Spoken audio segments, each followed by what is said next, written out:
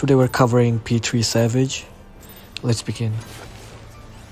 We decided to tank the boss north at the beginning for some later mechanics.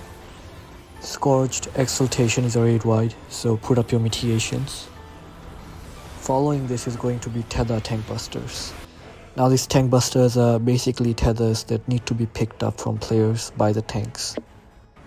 When the boss is casting Heat of Condemnation, tethers will show up on random party members that tanks need to pick up. To make it easy for the tanks, the whole party stacks behind the boss so the tanks can grab their tethers easily. Make sure you put up mitigations while soaking these tethers as they do a lot of damage. Now we move to the next mechanic, which is Experimental Fire Plume. One of two things can happen at the end of this mechanic, depending on boss's animation. If you see multiple fireballs around the boss, then it's going to be clockwise circle explosions outside the arena, and then a small explosion in the center.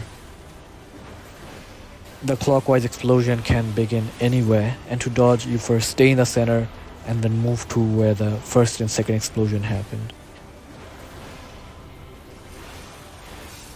If you see a big fireball on the boss, then it's a massive point blank AoE baited on a random player. To resolve this, everyone first stacks in the middle to bait the AoE and then dodges to the edge of the arena. Here we see the small fireballs around the boss and the explosions start west, so we can either dodge west or northwest or north after the explosions go off.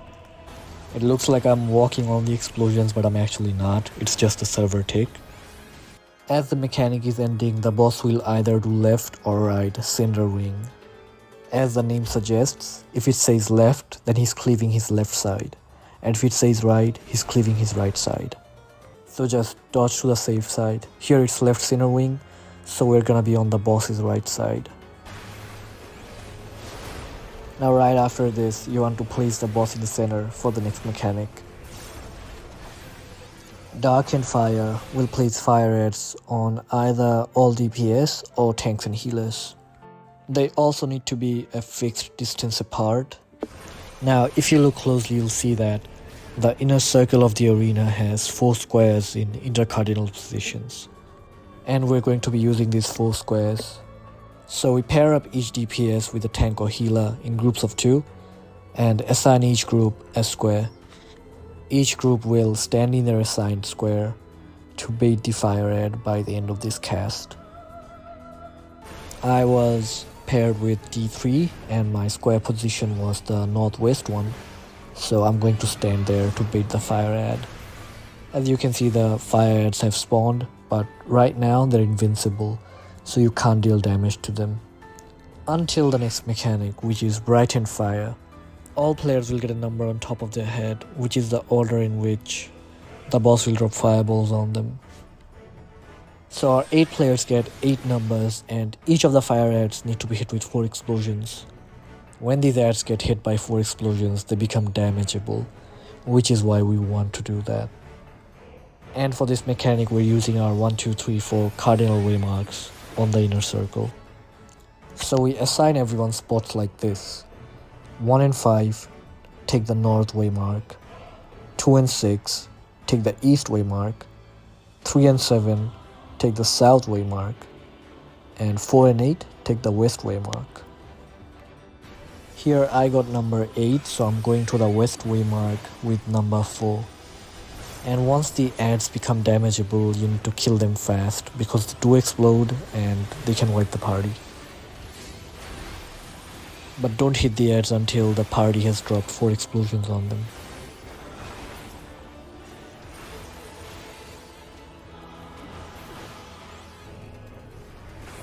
After the ads are dead, it's tank busters again, so just pick up your tethers and mitigate. This is followed by raid wide AoE.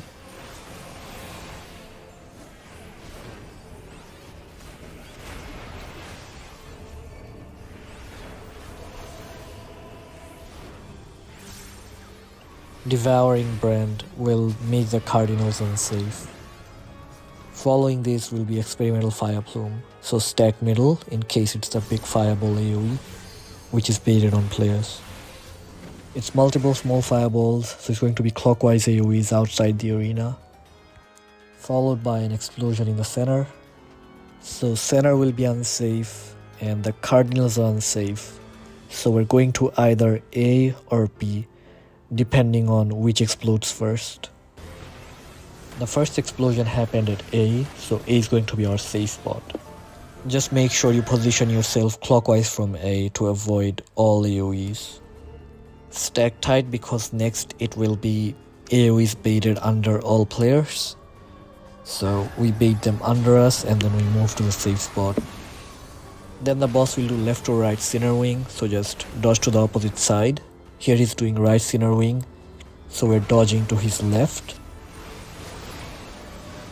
And right after this is Heat of Condemnation, which is the tank buster.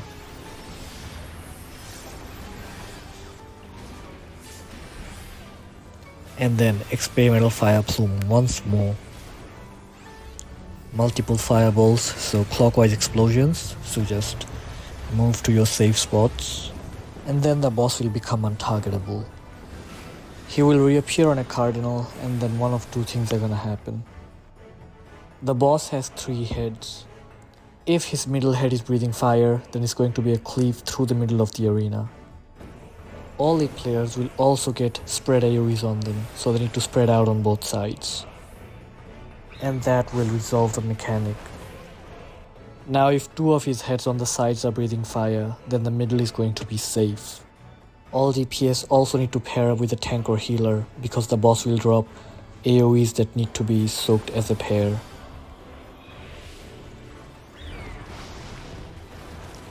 Here 2 of his heads on the sides are glowing, so we get to the middle and get into our pairs for the AoE soap, and that takes care of the mechanic. Now we move to the ads phase. 4 birds will spawn on 4 cardinals. These birds have an enrage timer of 15 to 20 seconds, so we have to kill them before that. So what we do is we pair up each melee with a healer and each tank with a ranged DPS. The tank pairs pick up the ads on north and south cardinals, and the melees pick up the ads on east and west. Because the healers are looking after the melee, they'll be safe. Here you can see the 4 groups picked up their ads pretty easily, and we're able to kill them fairly quick.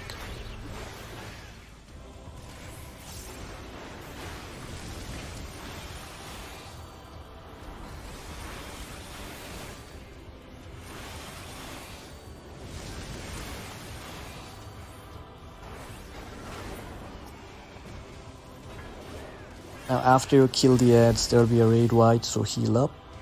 And then the ads will respawn in bigger versions. When they respawn in bigger versions, they deal more damage. So you can't let melee keep aggro on the east and west ads anymore. So in this phase, each tank needs to grab aggro from 2 ads. We had our main tank take aggro from the north and east ad, and our off tank take aggro from the south and west ad. Next up, 4 random players will get tethers from 4 birds. These tethered players will also get tethered to one of the other players that did not receive any tether from the birds. For example, I got tethered to the east bird over here. And I also got tethered to our samurai, Vitania. Vitania is only tethered to me, and he's not tethered to any birds. So this way, 4 people will be tethered to a bird and a player, and 4 people will be tethered to only another player. Now let's move to how to resolve this mechanic. You'll notice the tethers we receive are pink at first. How these tethers work is, when you travel a decent distance from the source you're tethered to, they become purple. Because I was tethered to the east ad, when I traveled towards the west side, they became purple. That's the first thing everyone needs to do. They need to make their tethers purple. Doing that is very easy. If you're tethered to a bird, then you travel to the opposite side of the bird. For instance, if you're tethered to the north ad, then you move to somewhere around the south area. Now the person that's tethered to you also needs to make their tether purple. And to do that, they simply need to move opposite of you, which is normally beside the bird you're tethered to. Now that we've discussed how to do the tethers, let's move on to the next thing. all the birds will start casting Fire Glide Sweep. At the end of this cast, they will dash twice. The first dash will be to the player the bird is tethered to. When the bird dashes to you, it will cleave you, and you can only survive one of these cleaves. The bird will dash again to the player you are tethered to, and when it dashes again, it will cleave you again if you're still in the same spot. So you need to move a bit to the side to be safe. And then the bird will dash to the other player you were tethered to. With all players doing their tethers, it looks something like this. Now let's see how doing tethers in-game actually looks. So I make my tether purple, move away when the bird dashes to me, and I'm safe. Lastly, we have to kill these birds. Now you can't kill these birds close to each other, because if they're close to each other when they die, they will give the boss a damage up buff and that will wipe the party. So the tanks need to make sure that the birds are dying far from each other. Our party killed the birds on north, south, east and west, while tanks moved them around.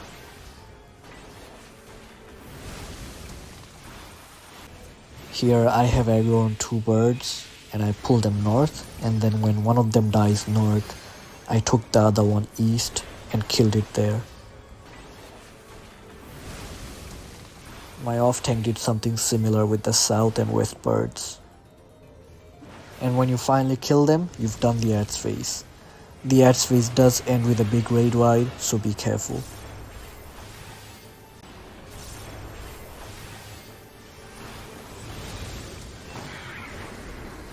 Now we begin phase 2 of the fight. Dead Rebirth is a heavy raid wide. Put up your shields here.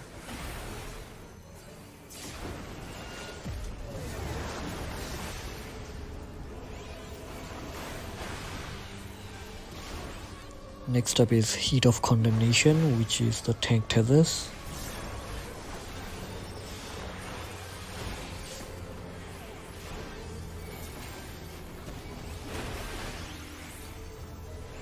And then we move to Fledgling Flight. Either all DPS or tanks and healers will get birds on their head. These birds need to be a bit away from each other and you need to face them outwards. So we just use our 1, 2, 3, 4 cardinal markers for this. And once you position these birds facing outside, you need to move in to dodge the AoEs coming out of them.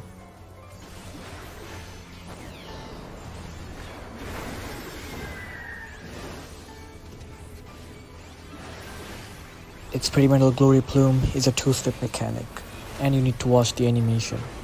The first one is always small fireballs, which is the rotating AoE outside. Now the boss will pair it with either a spread or a light party stacks. If you see dark fireballs around the boss, then it's a spread. And if you see one big fireball on the boss, then it's light party stacks. One thing to note is, the light party stacks go on a random tank and a random healer. Our tanks and melees form one light party, and our healers and ranged form another light party.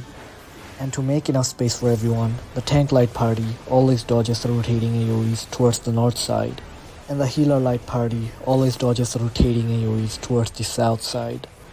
You can also have east and west priorities for dodging. For instance, here the rotating AoEs start north and south, so the tanks and melees dodge towards the north side, and the healers and range dodge towards the south side. And then because it was spread, we spread around.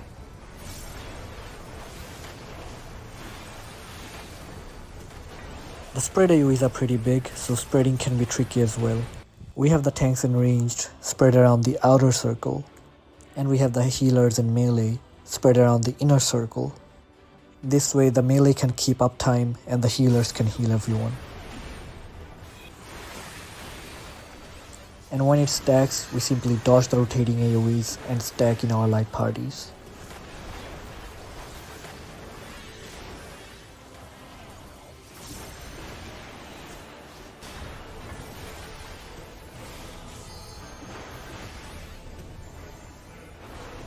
Now we move to a major mechanic of this fight, Fountain of Fire. This mechanic might look scary, but it's actually pretty simple, and it's very easy to execute.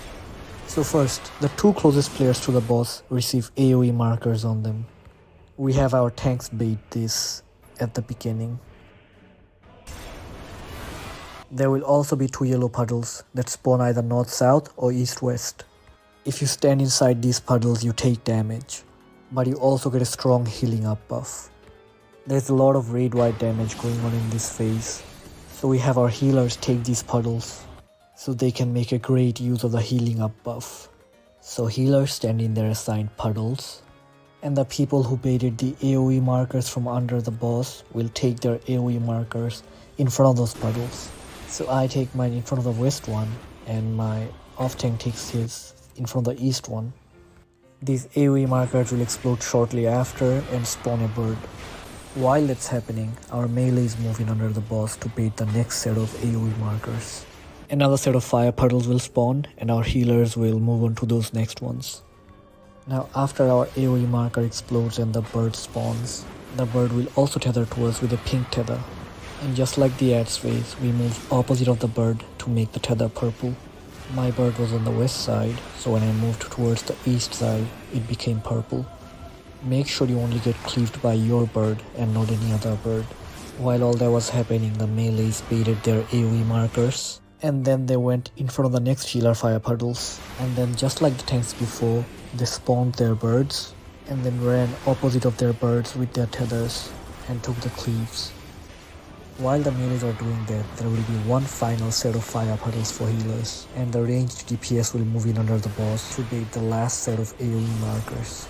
The healers rotate to their final fire puddles, while the ranged do the same thing that tanks and melees did.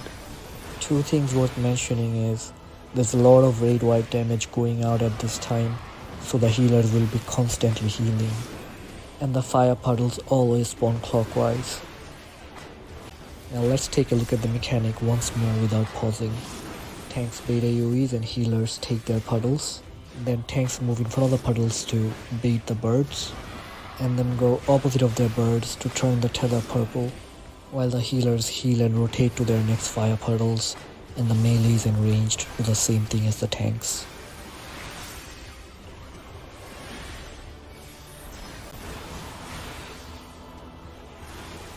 This mechanic ends with a double raid wide, but you can cover it with one reprisal if you time it right.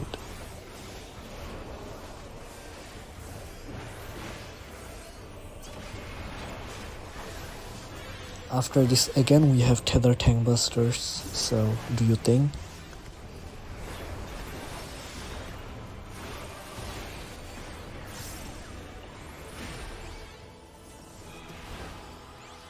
And then we move to the last major mechanic of this fight, and probably the hardest one, which is Firestorm of Asphodelos. Now first, 3 tornadoes will spawn.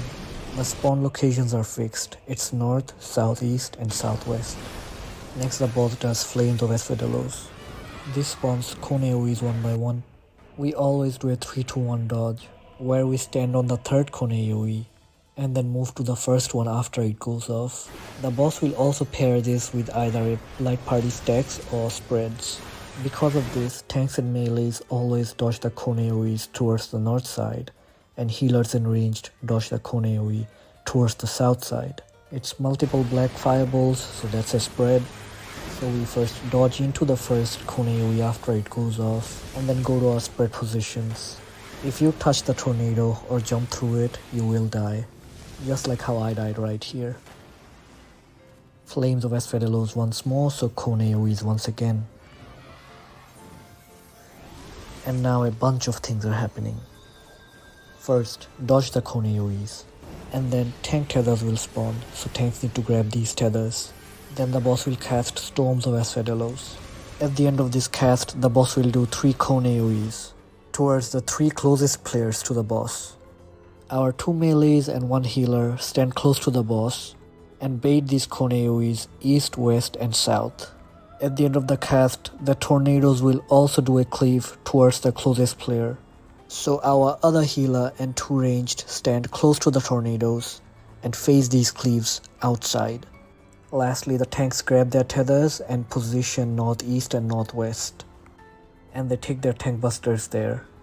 When everything goes perfectly well, it looks like this. Let's take a look at that again. First, dodge the cones, then tanks grab their tethers, the assigned people bait their tornadoes, and the melees and one healer bait cone AoEs from boss. Next, the boss will cast Dark Blaze Twister, and then you'll notice one of the tornadoes is receiving dark flames. This tornado will do a knockback later, but for now, we stack near the tornado because the boss is casting Searing Breeze. It will do 4 sets of puddle under each player, so we go clockwise around the arena dropping these puddles. The boss will start casting Experimental Ash Plume, and at the end of this there will be a knockback and either a spread or stack depending on the boss animation. Now if you remember, we had 3 tornadoes, so the other 2 tornadoes will be doing donut AoEs.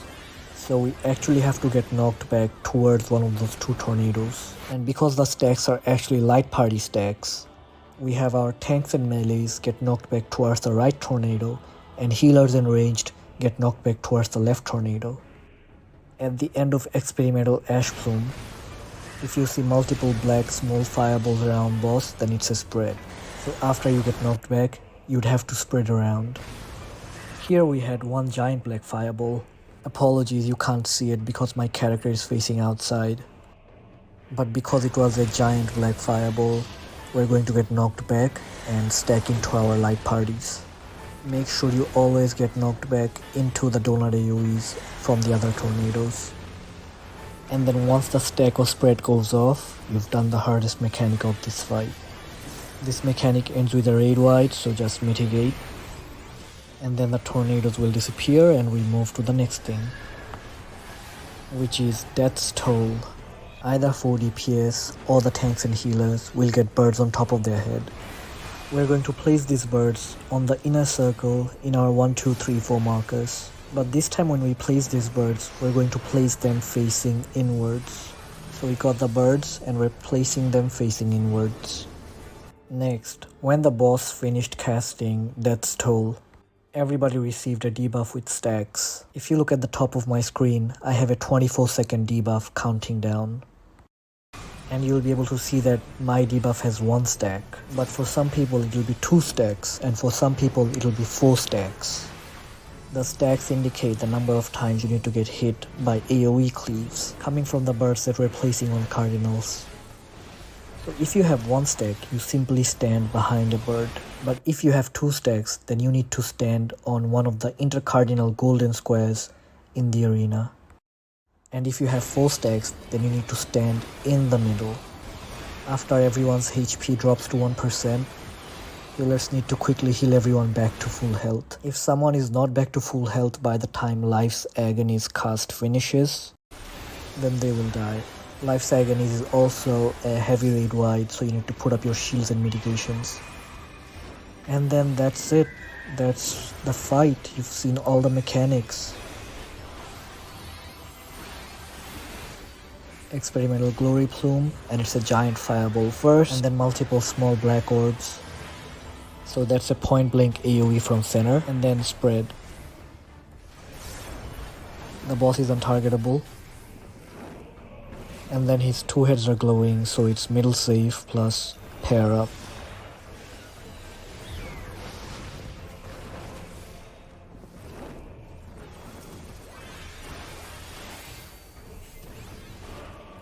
Devouring brand, so cardinals will be unsafe. Experimental fire plume, so stand in the middle in case it's a big fireball again. Okay, it's multiple small fireballs, so it's the rotating AoEs. Waymark A blew up first, so we're going to A. Stack up because Searing Breeze is casting, so it's AoEs under everyone. And then it's right or left center wing, so just dodge to the safe side. And then the boss will do 2 more raid wides, and then it's enrage, so you need to kill him now. Thank you for checking out my guide, I hope it helped, and congrats on clearing P3 Savage.